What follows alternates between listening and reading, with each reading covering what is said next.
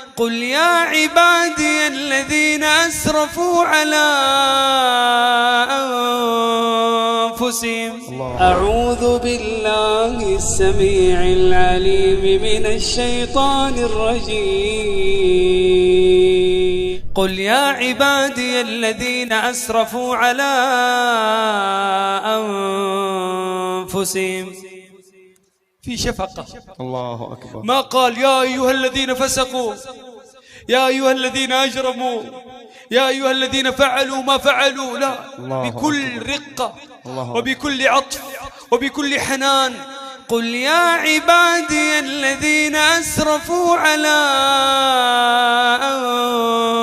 أنفسهم. يعني حتى كلمة أسرفوا ترك أسرفت على نفسك، كفاية خلاص، كفاية ذنوب ومعاصي. شوف كيف الرحمة من الله عز وجل. طيب هذه الأولى. لا تقنطوا من رحمة الله. الثانية. لا تقنطوا من رحمة الله. الثالثة. إن الله يغفر الذنوب جميعا. إن الله يغفر الذنوب جميعا. الرابعة.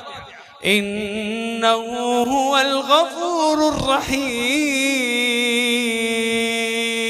الله أكبر. يا عبادي، هذا خبر من الله عن أحوالنا.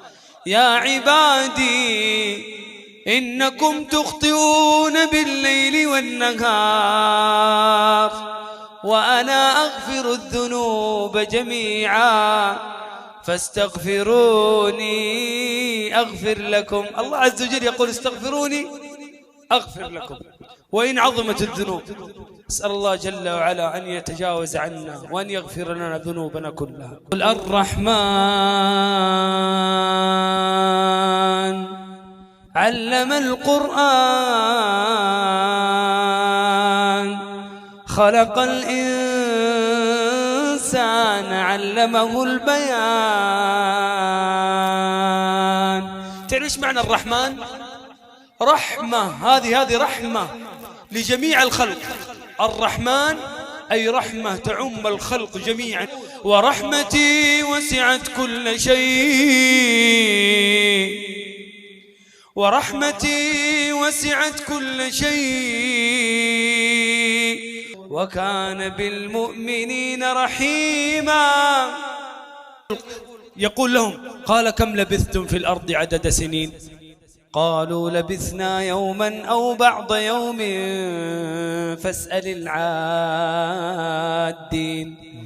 قال إن لبثتم إلا قليلا لو أنكم كنتم تعلمون أفحسبتم أنما خلقناكم عبثا وأنكم إلينا لا ترجعون. فتعالى الله الملك الحق لا إله إلا هو رب العرش الكريم. يا أخوان في آية في سورة الأنعام والله أتمنى الجميع يحفظها ويكررها بينه وبين نفسه حتى لا تغر هذه الدنيا كما غرت الكثير. اسمع وتمعن. وما الحياة الدنيا إلا لعب ولهو وللدار الآخرة خير للذين يتقون. ختم الآية بماذا؟ أفلا تعقلون، أفلا تعقلون، أفلا تعقلون. وإذا سألك عبادي عني فإني قريب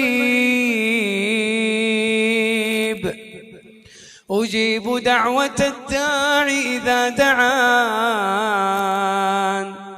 ولكن لازم شرطين. فليستجيبوا لي وليؤمنوا بي لعلهم يرشدون. Don't forget to subscribe us and to enable notifications. تبارك الذي نزل الفرقان على عبده ليكون للعالمين نذيرا